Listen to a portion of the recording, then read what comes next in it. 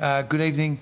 We might start with some questions for Housing Australia. So, I'm not sure whether you followed today's proceedings, but we had some earlier discussion with the Treasury Department in the corporate division about the governance report which had been conducted by the Treasury.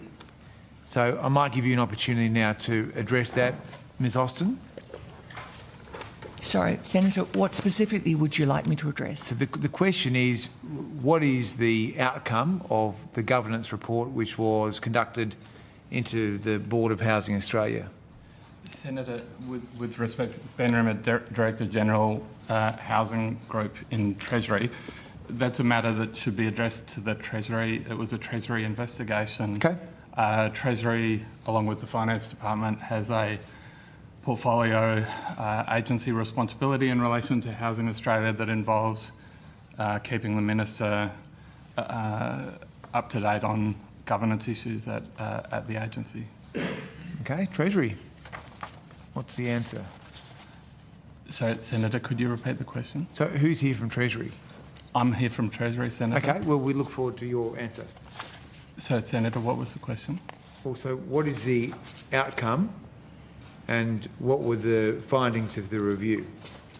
Senator, I believe you worked through this matter with my colleague at some length earlier today, and she took some questions on notice at that time, and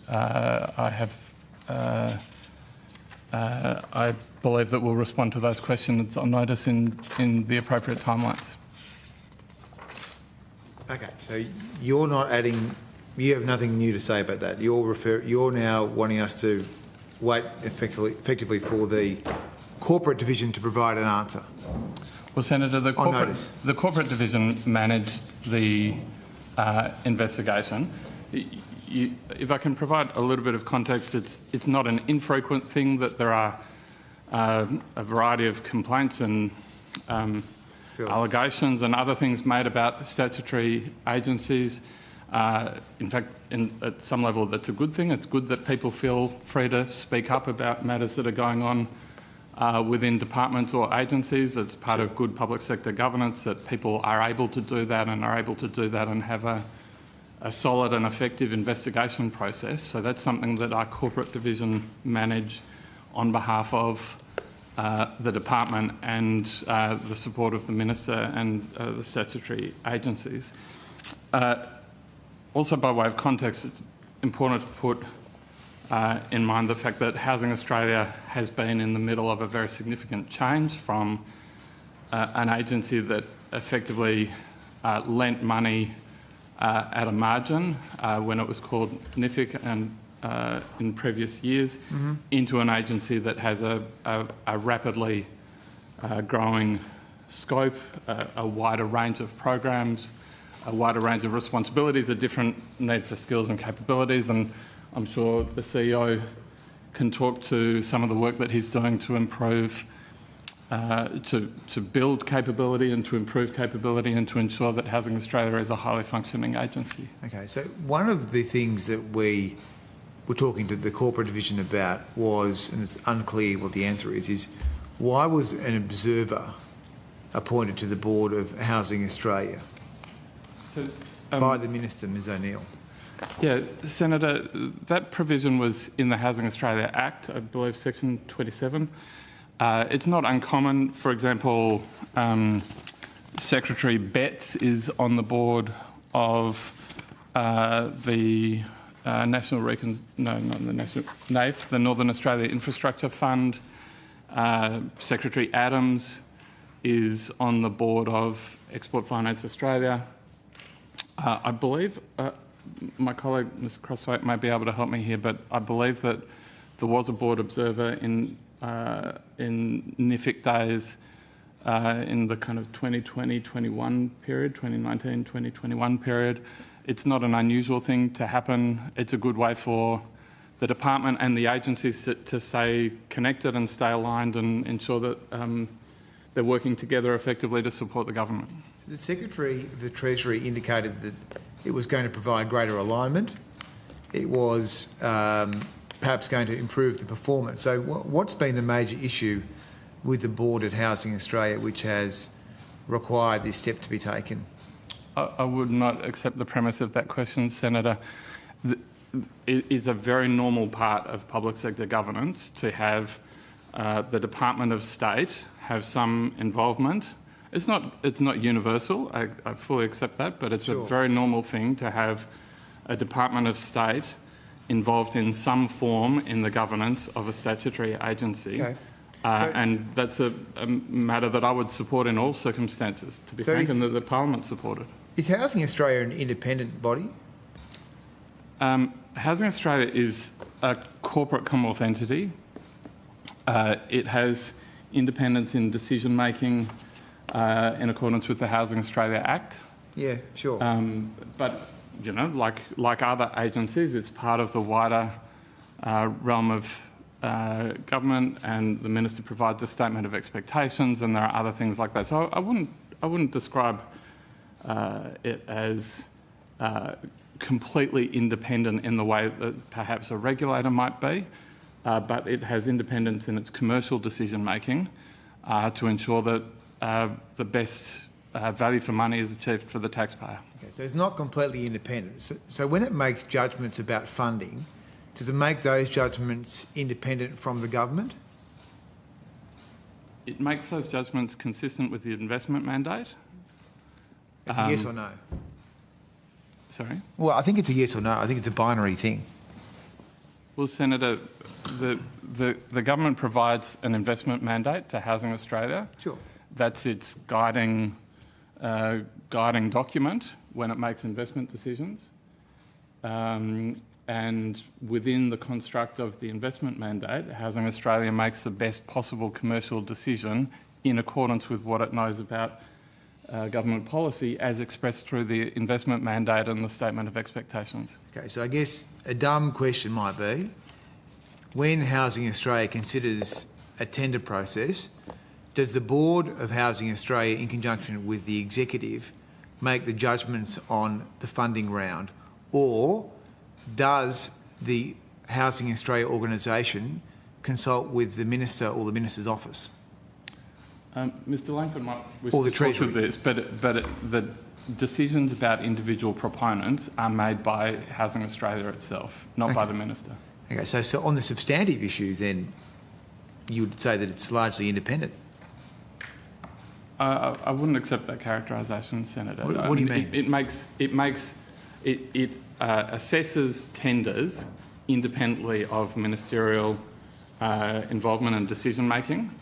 That's to ensure commercial decisions at arm's length from government. That's a different thing from being a fully independent agency. No, it's very confusing. I mean, we had a very confusing session with the corporate division when we canvassed the way they've managed FOIs, and it's been very confusing, I have to say. So, but however, the newspapers did report today that there were concerning organisational challenges identified, quote unquote, in the governance review. So, I mean, somehow the newspaper's been able to discover more information about these issues than the Parliament or certainly the FOI system has provided. So I guess I'm wondering, what are those concerning organisational challenges? Senator, I think we've talked earlier in the day about some of the matters that you're referring to, and Well, what are they? and the need to take that on notice. But I think it would be useful for you to hear from Mr Langford and Ms Austin about some of the things that they've put in place to improve the organisational climate at Housing Australia over recent times. Well, we might direct that question to the Chair then. Thank you, Senator. As you're aware, Housing Australia took on the obligations under the HAFF.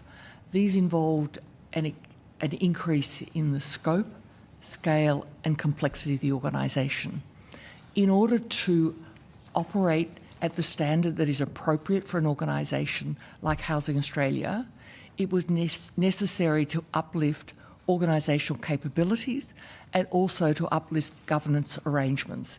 As organisations become larger, it's important that the governance arrangements allow the board to provide appropriate oversight of the organisation. Those are well known, and they are the sorts of issues that need to be taken into account in thinking about the way the organisation operates. Okay. So, in your role as a chair, Yes. how often have you met with the Minister for Housing? I meet very infrequently, Senator. Infrequently? Mm-hmm. Okay. So do you meet with the Housing Minister regularly, Mr Langford? Senator, I don't meet on a regular schedule, but I would have regular interactions with colleagues in Treasury and also with ministerial staff. But I would meet with the Minister, I would say, a couple of times a year, perhaps more frequently given the first year that I've been in the role, and I believe the Minister as well. So I guess if there have been issues with cohesion, I would have thought that the Minister would have met with you as Chair, Ms Osden, about these issues. How many times have you met with the Minister since the recent election, for example? Senator, you're saying have there been issues about cohesion. Can you explain what you mean by cohesion? What I explained is that taking on a new program which involved a new skill set and a new set of operational capabilities, the organisation had to go through a transition process. I don't understand the question you're putting. Well, how many times have you met with the Minister O'Neill since this recent election? Senator, would it be appropriate for us to, if you're looking for a specific number, take that on notice, because we'll need to go through diaries, but I can say that the Minister has attended, I believe, since the election to brief the board at least once, possibly twice. Yeah, just the timing. But I don't want to mislead Senators, so if you'd like a specific number, could we please take that on notice? Yeah, I would. I guess the substantive question is, I mean, the reason we're asking these questions is because this organisation has been asked to do a lot of things. Now, people in this building may have different views about whether that is right or whether that is wrong, but I mean, our role as senators is to look at whether or not taxpayers are getting good value for money and whether or not the programs are being administered appropriately. That's really our role, and that's why we're asking you these annoying questions. So I guess the substantive question, aside from these governance issues, is how many houses now, after the 2 years of operation, have you actually built? So, Senator, when you say 2 years of operation, you're talking... Well, it started in September 2023. It's now October the 9th, 2025. So it's over 2 years. Okay, Senator. So I assume you're referring to the Housing Australia Future Fund. Housing Australia Future Fund, $10 billion commitment from the government, election before last. Yeah. So, Senator, we're actually 15 months into the 5-year program target. So the target for the program was to provide funding support for an increase in availability of 40,000 social and affordable homes over 5 years from the 1st of July last year.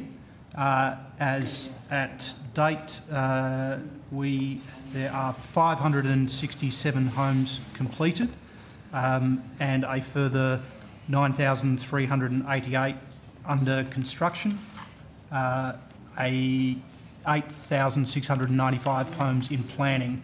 So we're 25% of the way into the timeline, and we've committed funding to 46% of the overall target. So 560 567 have been completed. Is that right? Yes, Senator. How many of those houses were acquired? So, Senator, the HAFF doesn't support the acquisition of existing homes, by which I mean homes that have previously been occupied. If you're talking about homes, there are different delivery mechanisms that CHPs and other eligible applicants can use. They can develop homes in their own right, or they can contract with a developer at various points in the development cycle. So in February estimates this year, Senate estimates, Senator Gallagher told the Senate that there'd been 340 homes acquired and converted. Now you're saying the number is 560. I'm wondering how many of those 560 were acquired and converted? Senator, I'm not sure of the definition that's being applied there. As I said, the HAFF has different mechanisms for delivery, but I'm not sure the term you're using. I'm not. Well, it's not familiar my with that. term, it's the term used by the executive government, by the Minister Gallagher. Yeah, well, Senator, I'm not familiar with that term as a definition. The HAFF allows for the eligible applicant to develop in their own right or to contract with a developer at various points in the development cycle, which would include pre-construction, during construction or on completion of construction. Okay. Senator Bragg. Thanks very much. I just want to look. We clearly have a lot of questions for this agency, so we'll try and just get through a couple tonight. So just want to tidy up a few pieces of evidence from before. So, who exactly is the observer now on the board of Housing Australia from the Treasury? Senator, that role changed yesterday. I've been in the job of Director General for 9 days, and yesterday, I believe, the Minister signed off on me being the observer. From the 1st of August until yesterday, it was Ms Croththwaite. So, has that instrument been issued? Has it been made? Is it an instrument? Senator, if it assists, we've received a letter from the Minister advising the appointment. The letter will then be registered, which has not yet happened as far as I'm aware. We'll look forward to seeing it then. Well, congratulations. Thank you, Senator. So, Ms Croththwaite, you were doing that role for about 2 months. Yes. Did you attend board meetings in that time? I attended 2 board meetings. Okay. And what role did you play in those board meetings? I was an observer. So you simply observe?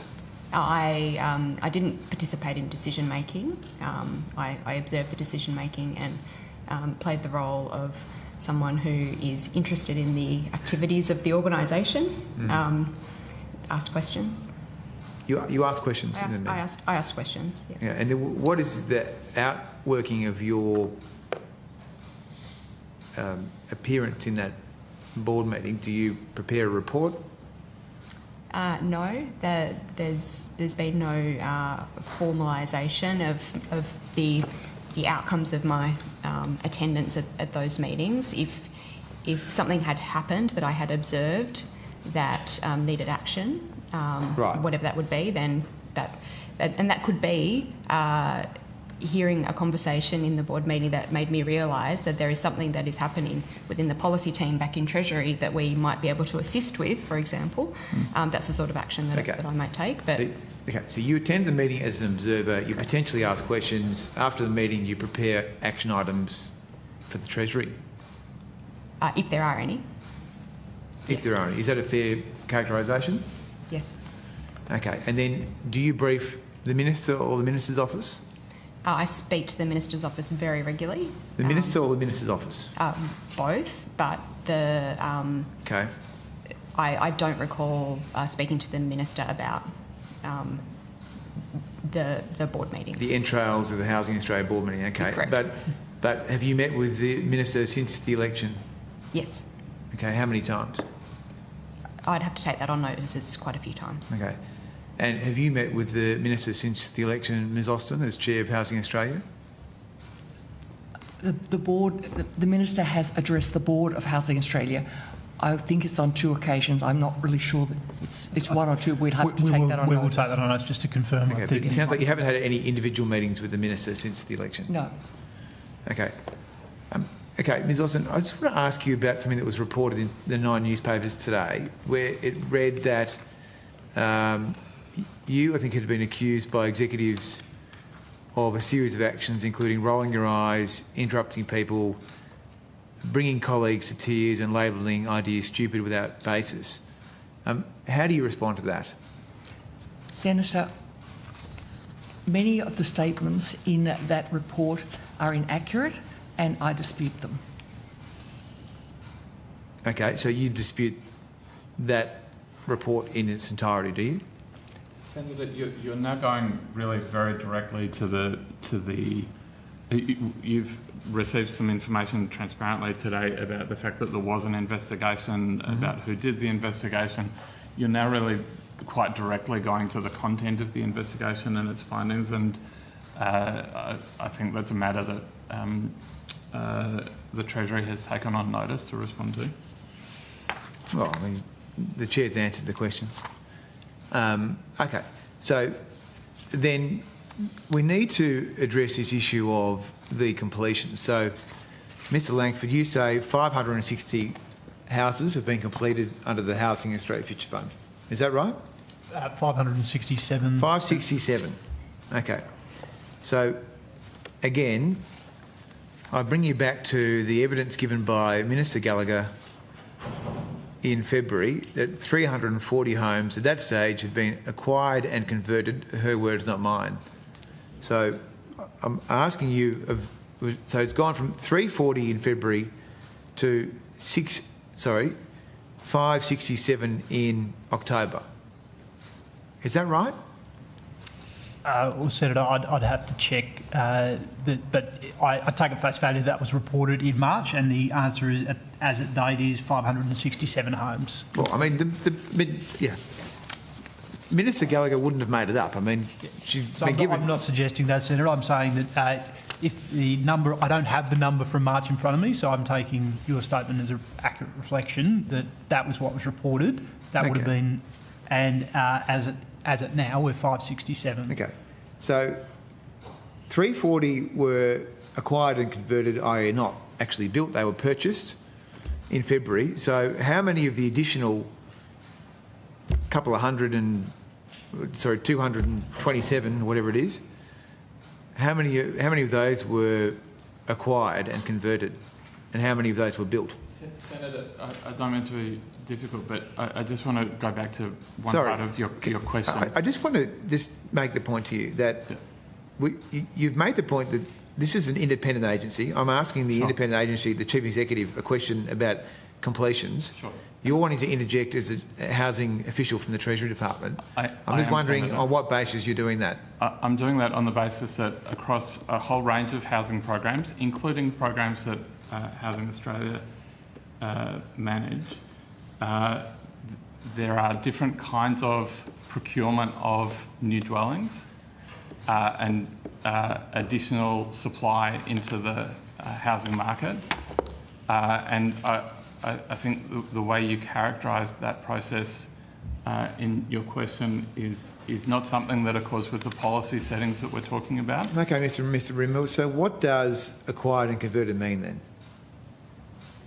Senator, I can't tell you what language was used then and what it means. What I can tell you is that some homes are procured by a community housing provider and developed in partnership with industry right across a number of programs, all by the states.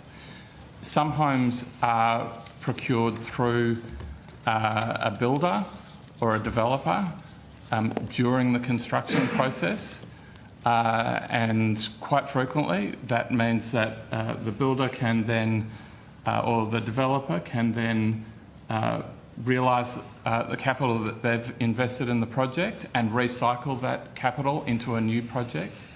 And across the programs, almost no homes in any of the programs, I think it's literally less than 20 homes across all of the programs, are cases where an existing house that's in the market has been procured. So it was quite clear when the evidence was given in February at estimates that the 340 had been acquired and converted. That's not my language, it's the Minister's language. In other words, that they were purchased. They weren't built, they were purchased.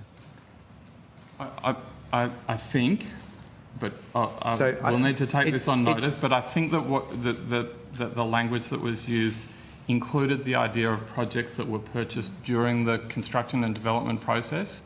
If I can give you a kind of an example, this is where a project is perhaps partway under construction and there's a contract entered into for a community housing provider to purchase those properties. I believe that that's the kind of undertaking that was being referred to there. So, we're nearly out of time. Has it built any houses? I think, Senator, that, and we'll let you come to that question, of course, because the answer is yes. How many? But what the official, I think, is reacting to, without the benefit of having been in the room when in previous estimates, and I'm, we should go back and have a look at what Senator Gallagher actually said.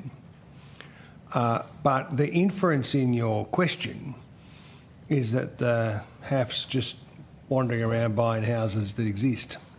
That's right. What the official is describing to you is the different procurement practices that mean that houses are purchased in some of these models on completion, and there's a particular purpose to that approach.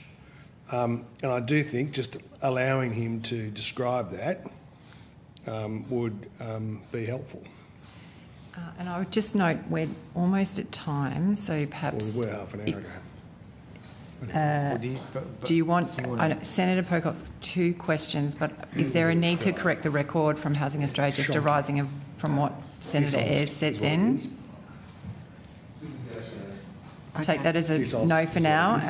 Thank you. Senator Pocock. Just to assist us, because clearly we have issues to come back to,